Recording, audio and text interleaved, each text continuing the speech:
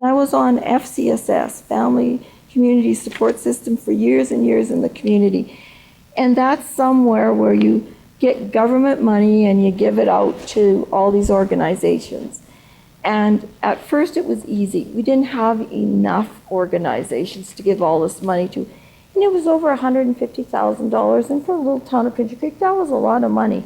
Now they got so many people at the community, at the FCSS, they don't have enough money. But it's through the system, and we looked after the seniors, the children. We looked after everybody in the community. That was a great learning tool for me. And I think I gave a lot of people a little bit of learning too on how unions were, because they were so downcast on us. And during the strike of 2000, I was on that committee, and afterwards they were very proud of me. And when I came home, they were very proud that they'd saw me on TV and that they believed we should have got what we got. And so you change the people's view of the community by being on different things too. How did you find organizing for that strike? I guess who would be your biggest influence or your biggest reason for doing it? I believed in what we were doing was the team that we were on, our negotiator, and the fact that we'd been so underpaid and so many years have been promised the other half of the loaf of bread, and we never got it, and we deserved it. And when you saw what the RNs got, what they gave us, you know, like, you can't go back and tell your people take it because it's not worth it. It wasn't worth it, and we were being discriminated against. Staff, how many there?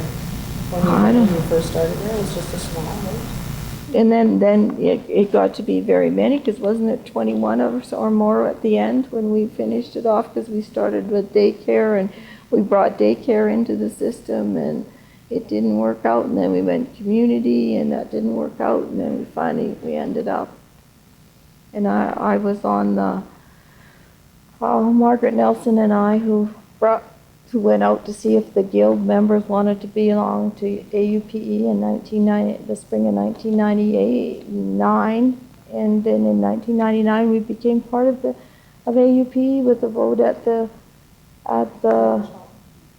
convention, and on November 19th, 1999 we became part of AUPE, and I've been very active in the union since then.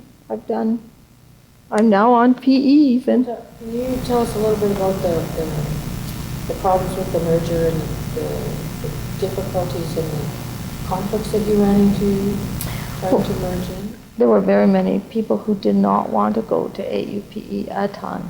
And it was mostly, I think, because of fear.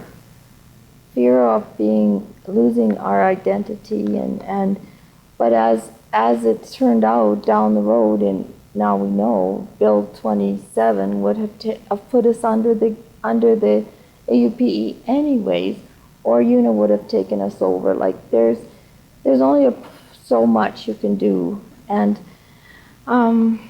the members did not want to go, that is for sure. Some, but there was a lot that did want to go because they could see that bigger's better, which is true, and that we would get far better deals at the bargaining table. So what events stood out most about that merger? CHCD did. My trip around the province, because I went to see everyone with Margaret, and how they predicted that the North would be very unfriendly to us and that the South would be friendly to us, and it was a direct opposite. The South was just totally against it. The North was, outside of Westlock, was for it. Like, there wasn't huge people who came out and were mad or, you know, to that effect. And we promised them that they would get their vote. They come to convention, they would get their vote, and they could say, their say would go. It didn't matter what I said or you said, they said it. It was member driven, not us, not the board. We didn't do it. They did it. Anything in particular you remember about the road trips, per se, when you were doing that? Was there anybody or any particular community that stood out as specifically?